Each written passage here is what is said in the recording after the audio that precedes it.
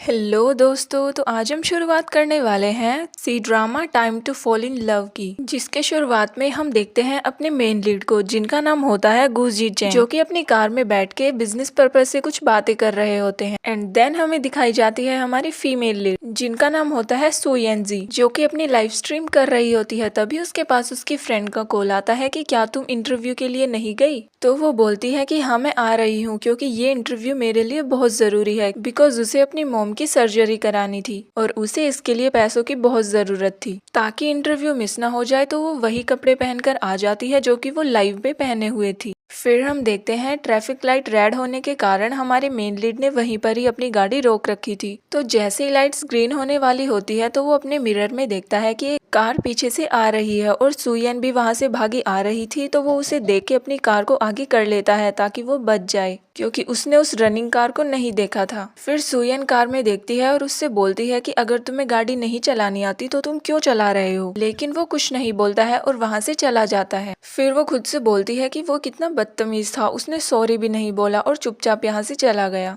और वो देखती है कि वो तो इंटरव्यू के लिए बहुत ही लेट हो चुकी। फिर हम देखते हैं मिस्टर गू अपनी कंपनी में पहुंचते हैं और सीटू से बोलते हैं कि जल्दी से गर्लफ्रेंड इंटरव्यू रखो, क्योंकि मेरी दादी को एक गर्लफ्रेंड चाहिए। और सुयन भी उसी कंपनी में इंटरव्यू देने आई थी। फिर वो मैनेजर मिकी से मिलती है और बोलती है कि मैं इंटरव्यू के लिए आई हूँ। तो इस पर मिकी बोलती है कि तुम लेट हो चुकी हो। तो वो बोलती है कि प्लीज एक बार आप चेक कर लीजिए। तो वो उसका डाटा लेती है और वहां से चली जाती है। फिर सुयन दो लड़कियों को जाते हुए देखती है जो कि बातें कर रही थी कि अभी इंटरव्यू थोड़ी देर में होने वाला है। लेकिन सुयन को ये नहीं पता था कि ये गर्लफ्रेंड के लिए इंटरव्यू है। तो वो एक लड़की से उसका नंबर ले लेती है जो कि होता है नंबर 6, और वो इंटरव्यू के लिए रेडी हो जाती है। तभी हम मिस्टर गू को देखते हैं जो कि गर्लफ्रेंड चूज कर रहा होता है और वो उन सभी लड़कियों को रिजेक्ट कर देता है जो कि उसकी पर्सनैलिटी को लाइक करती है।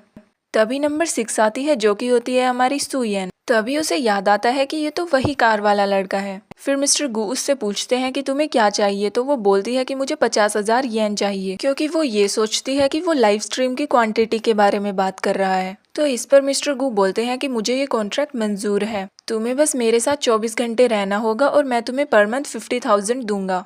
क्योंकि उसे ऐसी ही लड़की चाहिए थी कि जो उससे रियल लाइफ में लव ना करे, क्योंकि वो बस एक कॉन्ट्रैक्ट चाहता था। तो सुयन इस पर बोलती है कि क्या तुम मुझे खरीदना चाहते हो, तुम इस कंपनी के प्रेसिडेंट हो, इसीलिए मैं तुम्हारी बेइज्जती नहीं करना चाहती हूँ, लेकिन तुम किसी भी फीमेल के साथ ऐसे बिहेव नहीं कर सकते। और ये सब कह के वो वहां से चली जाती है, जिस पर मिस्टर गू का दिमाग खराब हो जाता है और वो इस इंटरव्यू को वहीं पर खत्म कर देता है और सीटू से बोलता है कि मैं किसी नई क्लाइंट से मिलने जा रहा हूँ। फिर हम देखते हैं मिस्टर गू अपनी कार में आकर बैठ जाते हैं और वहीं पर सुयन गलती से आ जाती है, बट वो मिस्टर गू को वहाँ पर नहीं देखती है और वहाँ पर बहुत गर्मी होने के कारण और अपने अपर जैकेट को उतारने की कोशिश करती है। लेकिन वहाँ पर सीसीटीवी लगा हुआ था। तो मिस्टर गू कार के दरवाजे को खोलते हैं और उसे रोकने की कोशिश करते हैं। तभी वो नीचे गिर जाती है एंड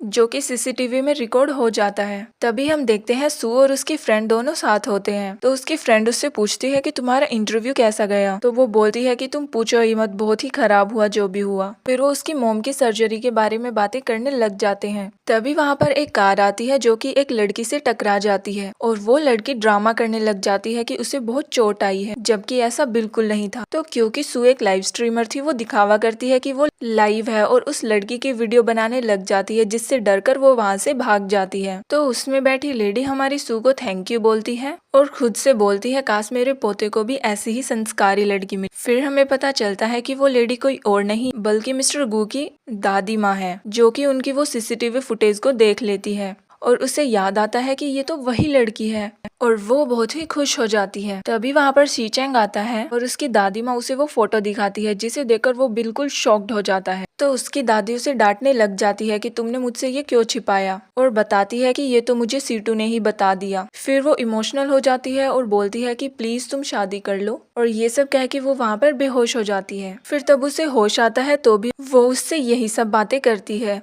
फिर नेक्स्ट सीन में तब सी चैंग अपने ऑफिस में बैठा होता है तो वहाँ सीटू आता है, जिस पर सी चैंग बोलता है तुम्हें ये सब बातें दादी को नहीं बतानी चाहिए थी। तो सीटू उससे सॉरी बोलता है और उससे उस लड़की के बारे में सारा डाटा शेयर करता है और बताता है कि उसे शूज बहुत पसंद है।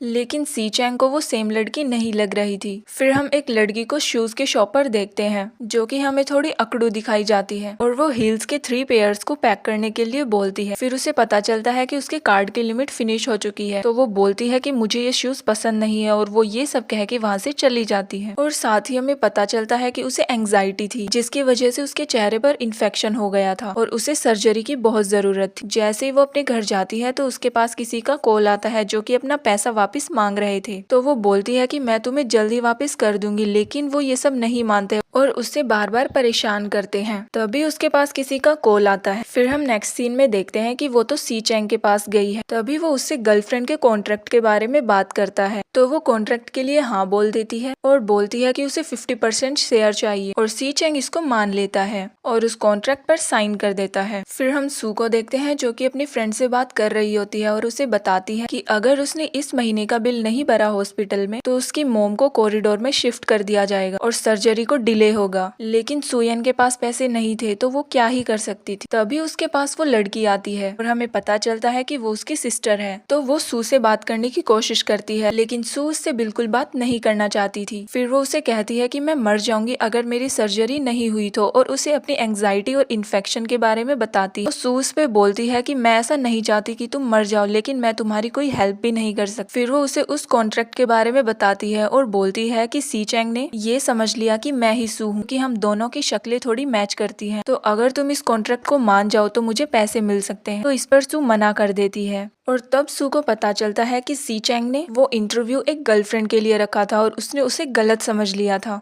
लेकिन फिर भी वो उसे मना कर देती है और बोलती है कि मैं ये सब नहीं करना चाहती। वो बोलती है कि देखो मोम अभी बहुत सीरियस है और उन्हें सर्जरी की बहुत जरूरत है। अगर उन्हें डिले हुआ तो उन्हें कुछ भी हो सकता है, तो इसके लिए तुम्हें ये करना ही होगा।